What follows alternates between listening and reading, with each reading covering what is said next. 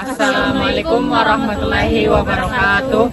Perkenalkan, kami dari kelompok 7. Pada hari ini kami akan melakukan wawancara kepada salah satu guru di SMK Negeri 2 Makassar, yang merupakan guru jurusan Teknik Komputer dan Jaringan. Perkenalkan kami mungkin dari perwakilan dari kelas PTIKH ingin melakukan observasi kepada Ibu, bertanya-tanya tentang seputar pendidikan. Pertama-tama Bu, saya bisa tahu nama Ibu? Nama lengkap. Nama lengkap? Nama lengkap Nur Muhriyanti Hasan, Ya Bu. SPD MPD.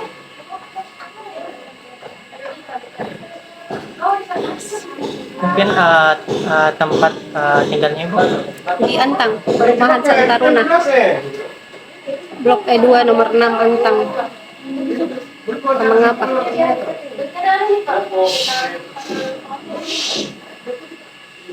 Mungkin Ibu punya motivasi sendiri Bu, kenapa Ibu ingin jadi seorang guru begitu? Motivasi ya. Saya sebenarnya bukan dari keguruan. Jadi saya D3 di Politeknik. Nanti karena apa ya tuh hari setelah alumni dari Politeknik, saya diminta mengajar. Ternyata saya tidak menguasai, apalagi tuh bagaimana mendekati siswa gitu toh. Akhirnya saya berpikir kayaknya saya harus cari ilmunya ini, dan ilmu untuk mengajar tuh pasti di UNEM toh. Makanya saya lanjutnya di UNEM, bukan di Unhas, padahal saya dari Poltek. Karena itu memang harus tahu ilmunya, ilmu apa, karakter anaknya berbeda toh. Jadi bagaimana kita menghadapi, ya, kayaknya ada ilmunya nih, dan harus saya cari tahu. Jangan sekedar mengajar saja. Gitu.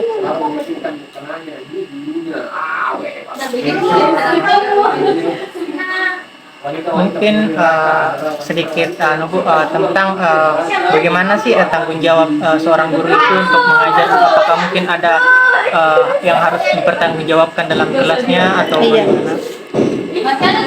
Iya, kalau seorang guru itu pasti harus wajib bertanggung jawab, ya, karena ini kan bukan cuma di dunia, nanti kita akan bertanggungjawabkan juga di akhirat kalau kita tidak bertanggung jawab dengan pekerjaan kita. Makanya harus profesional, ya. Tambah lagi kita kan sudah digaji, ya, jangan sampai kita makan gaji buta. Terus harus memang suka mengajar, kemudian bertanggung jawab. Memang betul-betul ini anak tak. Kalau misalnya ini anak kandung tak dan ditelantarkan sama guru, bagaimana rasanya? Jadi harus punya rasa tanggung jawab dan harus ikhlas bahwa nanti akan ada di dunia dan akhirat, ya, yang kita dapat. Mungkin Bu ada metode-metode atau hal-hal yang khusus Bu dibuat untuk perancangan pembelajaran, mungkin kayak ada ciri khasnya dari kelasnya Ibu begitu? Kalau saya sebenarnya mengajar itu sesuai kondisi. Kalau misalnya butuh digital, ya, anak-anak sumpah pasti di rumah saya bikinkan mapelnya dalam bentuk digital. Tapi kalau misalnya praktikum, misalnya anak-anak menonton, saya carikan YouTube dulu. Atau misalnya memang anak-anak main-main kurang fokus, bagaimana caranya dia untuk fokus sampai ke depannya, saya mungkin bikin sedikit agak tegang melalui diskusi, interview, dan langsung tanya jawab. Harus dijawab anaknya supaya dia kayak ada rasa apa gitu awal-awal, ya.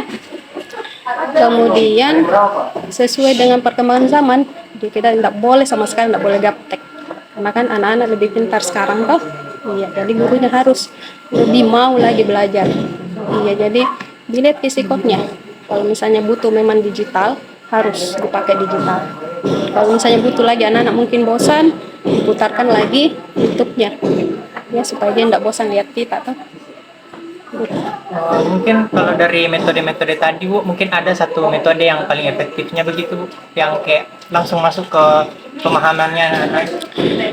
Kalau saya blended, jadi saya blended, saya carikan dulu YouTube-nya, kemudian saya praktekkan langsung, ya, karena kan kalau kelas 3 misalnya lebih banyak praktikum, harus memang praktikum, kayak bagaimana dia tidak monoton, jadi saya blended. Jadi sebenarnya sudah saya siapkan dalam bentuk file untuk dinonton, tapi saya siapkan juga bagaimana saya live mengajar praktikumnya. Begitu. Jadi banyak media yang saya gunakan. WA boleh, Google Meet boleh, atau Google Form. Iya, jadi kalau misalnya WA itu misalnya file-filenya ya APK-nya, aplikasinya yang mau diinstal itu linknya itu sudah saya sematkan semua di deskripsi grup WA-nya supaya tidak hilang-hilang toh, karena kalau di chat kan biasa anu ke. Jadi begitu, kalau misalnya memang ini memang harus blended, tidak boleh monoton. Anak-anak sekarang cepat bosan, mungkin karena bagaimana di HP juga bisa dipakai toh, berbagai macam bisa digunakan. Tidak boleh nih sekarang monoton hanya diskusi saja atau hanya teacher center ya, pusat sama guru ceramah terus, nggak boleh. Jadi memang harus melek IT untuk gurunya ya, apalagi kita ini kan masih muda, otaknya masih fresh toh. Ya kalau yang guru-guru tua itu pasti nggak bisa nih, jadi kita ini harus lebih cari ilmunya. Saya sukanya kalau ada mahasiswa baru datang, saya maunya sebenarnya lebih sharing apa sebenarnya aplikasi sekarang terbaru yang kita pakai di kampus. Oh, iya, karena kan memang misalnya kita guru ini di sini harus juga selalu mencari tahu apa ini yang terbaru lagi. Dan memang kalau ilmu IT kan selalu terupdate. Kalau misalnya yang sudah lama kita pakai, toh pasti anak-anak sudah jenuh. Apalagi ini kurikulumnya lagi kurikulum Merdeka, ada kampus Merdeka. Ya berarti harus memang diiringi dengan IT yang ya laptop saja kan selalu ada keluaran baru lagi. Begitupun dengan aplikasi.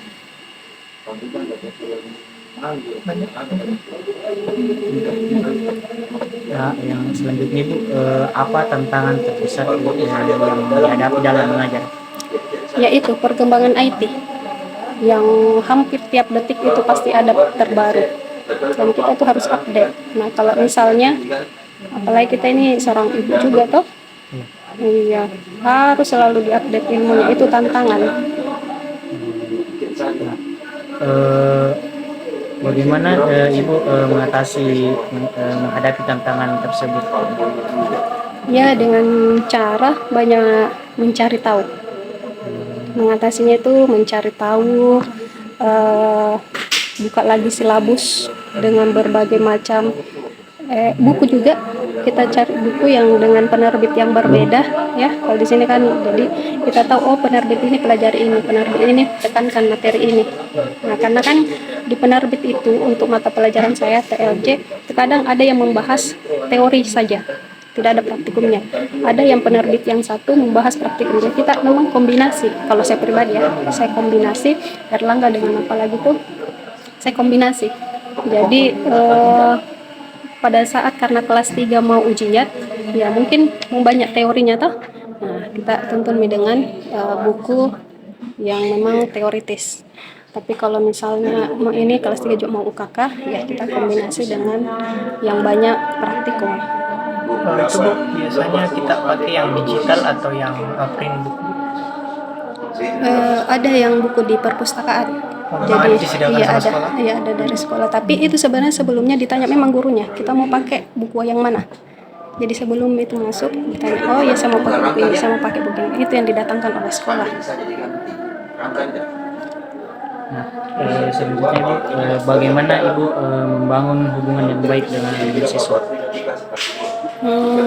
Begitu karena kita anggap dia juga sebagai sahabat, teman, ya.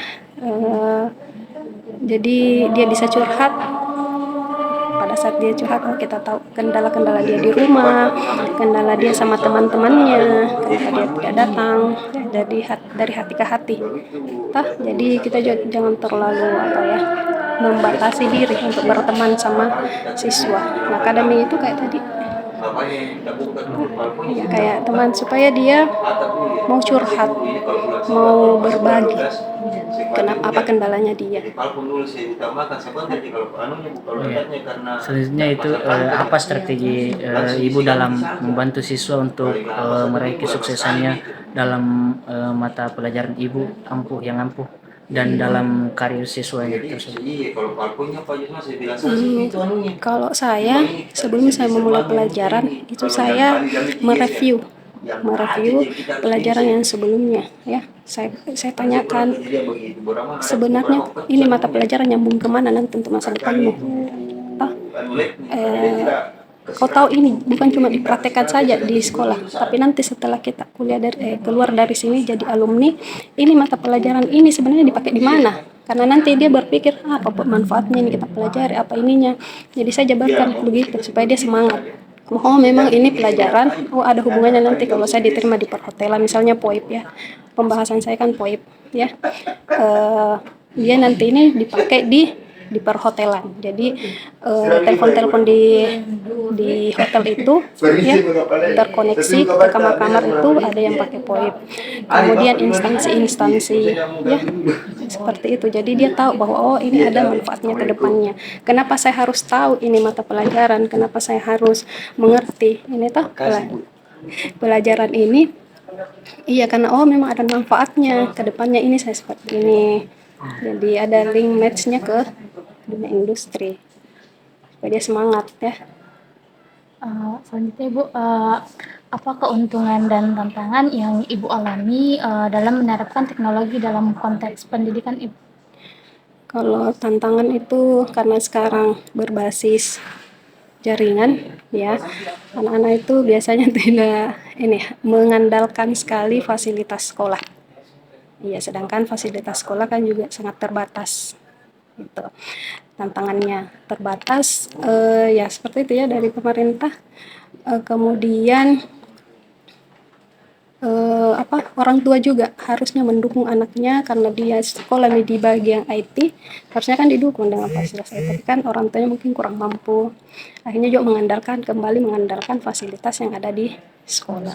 Jadi ya tantangannya itu dari segi fasilitasnya, dari segi siswanya itu yang tidak mungkin salah memilih jurusan beberapa itu, tidak tahu bahwa TKJ ini seperti ini pembelajarannya, dia pikir mungkin agak mudah, ternyata sampai di dalam ternyata dia tidak sanggup, itu kendala itu, dan dia malas akan dilihat dari siswa. Selanjutnya Ibu, mungkin bagaimana Ibu terus mengembangkan keterampilan dan pengetahuan dalam bidang akademik teknik informatika dan komputer?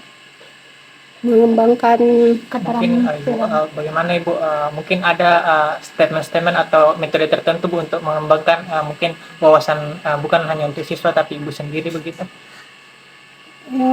Mengembangkan ya jangan berhenti belajar, jangan berhenti mencari tahu, jangan pernah puas dengan yang diberikan guru ya, karena kan sekarang kita mencari ilmu itu sudah sangat mudah didapatkan ya. Jadi ya terus belajar, membandingkan misalnya satu mungkin YouTube yang kita nonton, apalagi saya mau tahu yang sebelah sini kan. Saya selalu mengajarkan ke siswa begitu. Jadi pertanyaan saya bukan pengertian yang saya tanyakan, tapi apa yang kalian mau dapatkan misalnya dari poin ini. Setelah kau pelajari Mizu, apa yang kau harap dari sini lagi selain yang saya ajarkan.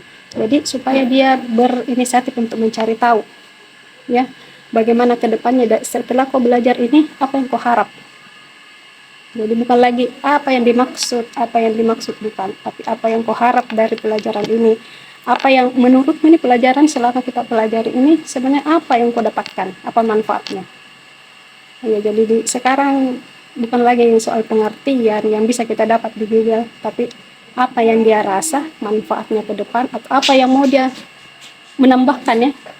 Dari ini Bu, saya mau tahu tentang ini, jadi dia saya pancing untuk bertanya begitu.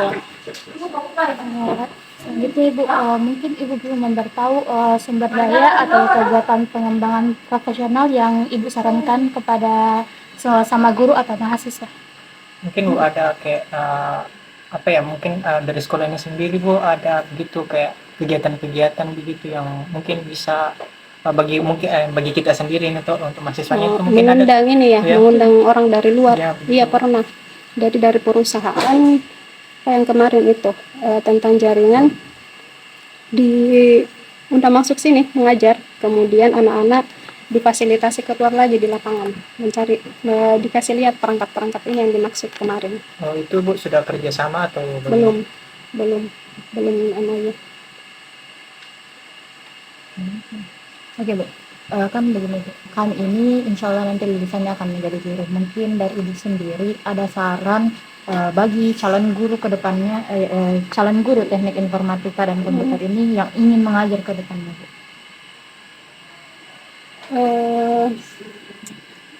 Ya, kedepannya itu setelah kita belajar mungkin melihat oh ini aplikasi yang digunakan. Sekarang kurangnya itu disambungkan ke wirausaha. Bagaimana anak ini bisa menciptakan sendiri, bisa menciptakan sendiri alat kah, aplikasi kah, itu yang kurang. Jadi mudah-mudahan nanti kita belajar bagaimana menghasilkan karya.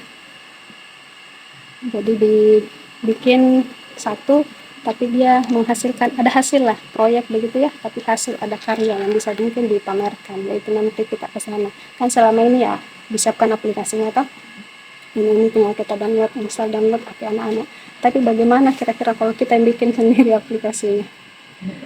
Iya, saya ini toh. Ya, selanjutnya Ibu, menurut Ibu sendiri kira-kira apa yang perlu diperhatikan dalam mempersiapkan diri untuk profesi sebagai guru itu?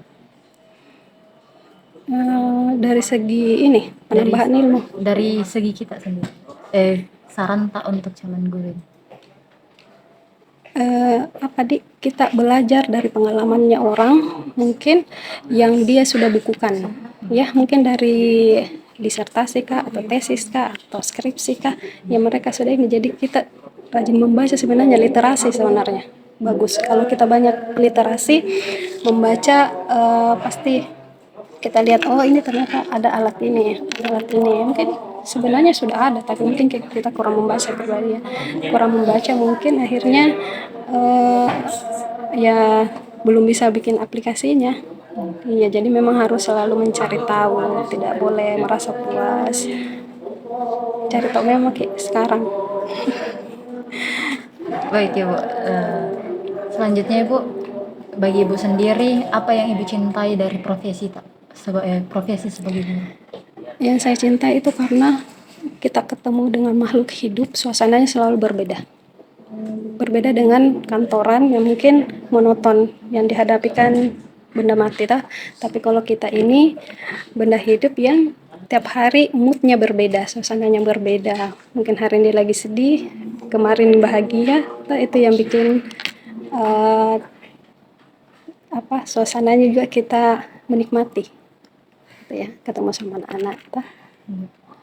Yang terakhir Ibu, mungkin ada pesan atau inspirasi terakhir yang Ibu sampaikan untuk mahasiswa yang ingin mengejar karirnya sebagai guru ke depannya? Inspirasi berat kayak. Iya, jadi ya jadi kerja kisah dari hati, ikhlas, karena tidak ada yang sia-sia sebenarnya. Saya juga pernah honor yang tidak digaji, tapi saya ikhlas, dapat ilmunya, ketemu anak-anaknya, ilmu diambil anak-anak, bermanfaat, kembali lagi ke kita manfaatnya. Jadi usahakan kalau nanti kerja ikhlas, ya maksudnya profesional juga, karena kita sudah digaji ya, profesional, tapi dalam diri kita bahwa memang ini adalah amanah. Kita sudah dikasih lulus di UNM, notabene adalah sekolah pendidikan yang kita nanti ujungnya jadi guru. Jadi kita sudah dikasih ini, oh ya berarti saya harus mencintai profesi saya sebagai guru, ikhlas, dan sesuai nurani kita, kerja, tanggung jawab gitu. Jadi semuanya lempeng, lurus saja. Baik, mungkin segitunya saja. Terima kasih banyak atas waktunya.